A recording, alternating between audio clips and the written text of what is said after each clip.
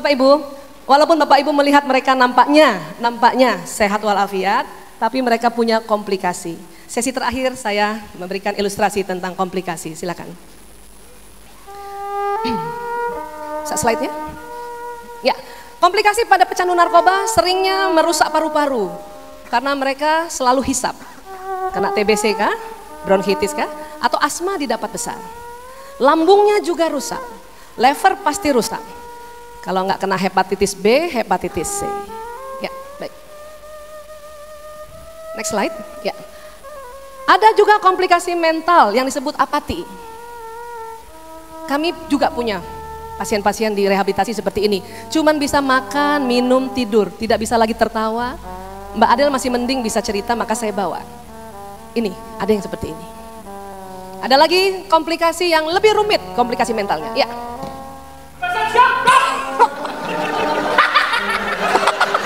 Gangguan jiwa. Banyak yang begini tapi saya tidak bawa karena akan mengganggu kita. Ini agak-agak saja sudah mengganggu. Apalagi yang betulan. Next. Ya bisa. Ya, tolong. Dengar ya. Belikan saya 1 kilo bawang putih, 2 kilo bawang merah, 3 kilo cabai hijau. Ya, silakan. Bawang bombay ini berapa, Bu? Nggak ada bawang bombay. 1 kilo bawang putih, 2 kilo bawang merah, 3 kilo cabai hijau. Bawang putih, keren bawang bombay. Dengarnya bawang bombay tadi. Ibu, cabai-cabean berapa kilo? Nggak ada cabai-cabean. Kalau cabai-cabean itu gonceng motor bertiga, 3 kilo cabai hijau. Waduh. Bapak Ibu pecandu narkoba itu pelupa.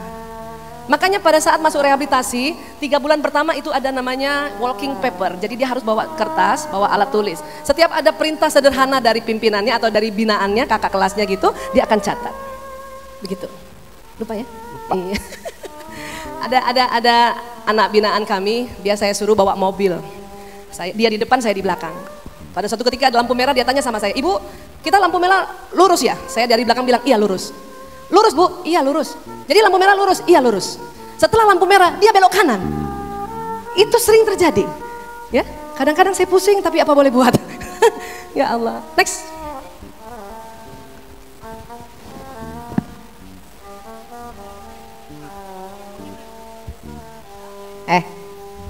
Ngapain lu? Mau nyolong lu ya?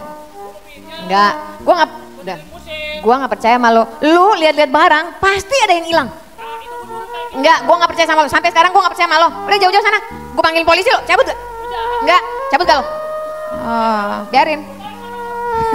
Tidak dipercaya oleh keluarga walaupun sudah keluar dari panti rehab karena mereka pernah mencolong barang, mencuri barang dan sebagainya. Yang bahaya adalah pada saat seperti ini, ya, dia kembali ke teman lamanya.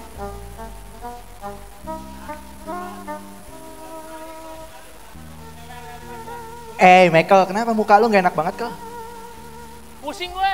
Kenapa sih lo? Lu sekalinya gue lihat begitu, lu biasa kalau ngeliat gue kabur-kaburan lo. Masa Kenapa gue sih? gak boleh dapat kesempatan kedua kayak orang-orang gitu kan? Emangnya kenapa? Gue udah berubah, udah ikut rehabilitasi tuh apa sih yang itu tuh namanya tuh kan?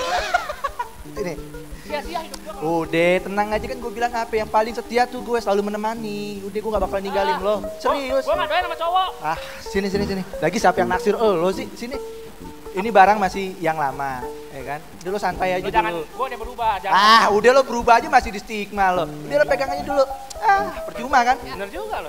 Udah, ini hari ini gue kasih gratis lo. Gue temenin lo, gue gak bakalan ninggalin lo. Kan gue bilang gue temen yang setia. Karena dia curhatnya pada teman lama, tentu solusinya sama. Yang ada, ya enggak? Gue bilang, ya enggak? Emang kesialan tuh. Kan gue sialan tuh. Ya, lo mendingan lo ikut gue lagi dah, ya kan? Lo jadi kakuin gitulah. Lo jangan ninggalin gue. Gue gak ninggalin lo sini, woi. Ya, ngerepotin nih anak nih. Woi. Ya, tar dulu. Bawa barang gak lo? Dompet. Gue gak ninggalin nih, gue nemenin nih. Udah deh. Karena sudah lama tidak pakai narkoba waktu direhabilitasi, maka pakai berikutnya walaupun sedikit bisa membuat overdosis. Yang bahaya adalah teman yang memberikan bukannya menolong, malah dia mencuri semua barang-barang berharga orang ini. Ini yang sering terjadi. Ya. Next. Udah.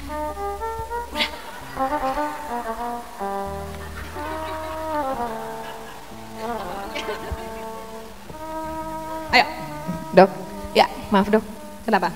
Saya mau tanya dok, masalah hasil tes yang kemarin dok. Oh, tes HIV? Iya dok. Dengar ya, tes HIV itu harus 3 kali dan setiap bulan. Tes pertama kamu reaktif atau orang awam bilangnya positif. Tes kedua positif, tes ketiga positif. Jadi 3 kali kamu tes positif, tegak diagnosis kamu terinfeksi virus HIV. Gak mungkin dok, saya tuh udah berhenti lama. Saya kena dari mana dokter? Ya, kamu mungkin waktu pakai narkoba, pakai heroin itu jarum suntik ya, kamu sharing needles gitu sama temen yang sudah kena HIV. Gak mungkin, dokter pasti bohong sama saya gak mau kena HIV dok. Saya nggak bohong, 3 kali dites kamu positif maka tegak diagnosis. Bapak Ibu, untuk kepentingan seminar dan kepentingan bersama saya mau cerita dan ini atas kerelaan Mbak Adel dan keluarganya. Mbak Adel adalah seorang ODA singkatan, orang dengan HIV AIDS. Di tubuh Mbak Adel ada virus HIV yang merusak daya tahan tubuhnya. Memang HIV menular tapi tidak menular lewat salaman atau memeluknya. Atau minum 1 gelas bersama atau toilet umum bersama dipakai, tidak menular. Menular kalau Mbak Adel pakai suntikan, kemudian saya langsung juga pakai suntikan itu. Kenapa? Virus itu ada di darah. Menular juga kalau, Mbak Adel hubungan intim suami istri akan menular ke pasangannya. Dan menular juga kalau Mbak Adel hamil dan kemudian lahir anaknya lewat jalan persalinan normal. Dan terkadang saya sering khawatir pada teman-teman bidan kalau membantu seorang wanita hamil dan dia tidak cerita bahwa dia HIV, maka kasihan teman-teman bidan akan bisa terinfeksi. Makanya orang perempuan HIV yang dinyatakan positif diminta untuk melahirkan secara operasi sesar. Agar dokter-dokter sudah siap, baju berlapis-lapis, handscoon berlapis, ya sarung tangan, pakai kacamata yang selebar ini sehingga waktu menolongnya tidak terciprat darah. Mbak Adel punya anak? Punya.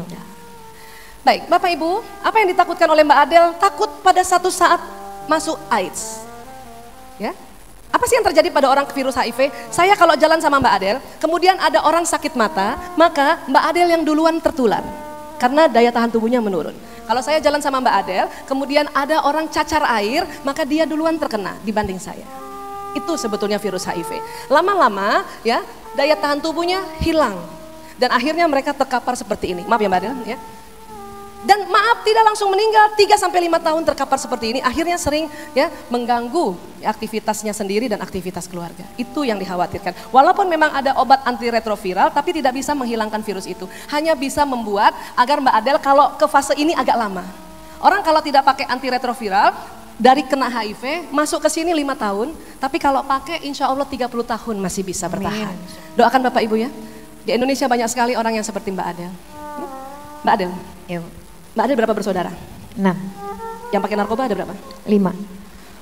Mbak Adel 6 bersaudara, 5 yang pakai. 1 kenapa kok bisa nggak kena?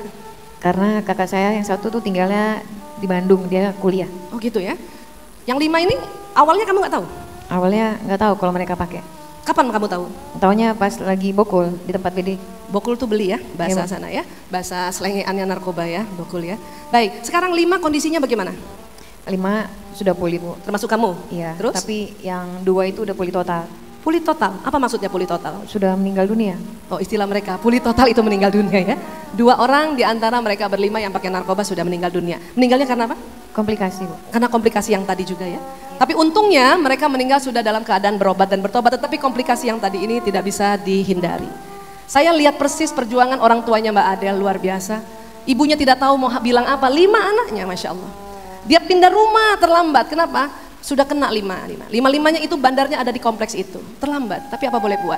Dia hanya sholat terus sampai sholat tahajud nggak pernah putus-putus ya. Akhirnya terselamatkan 5 tapi 2 tidak bisa terselamatkan karena komplikasi. Bapak Ibu, mohon Bapak Ibu jaga anak masing-masing, jaga diri masing-masing. Bapak Ibu mesralah antara Bapak dan Ibu agar anak-anak nyaman di rumah. Kalau sudah kayak mereka susah sekali. Untung kalau bisa berobat seperti ini dan bertobat.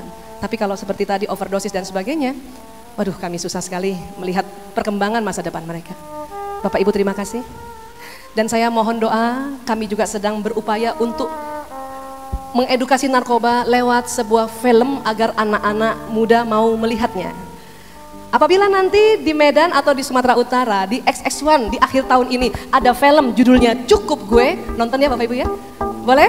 Ya tepuk tangan dulu buat usaha kami membuat film Cukup Gue Aja Deh.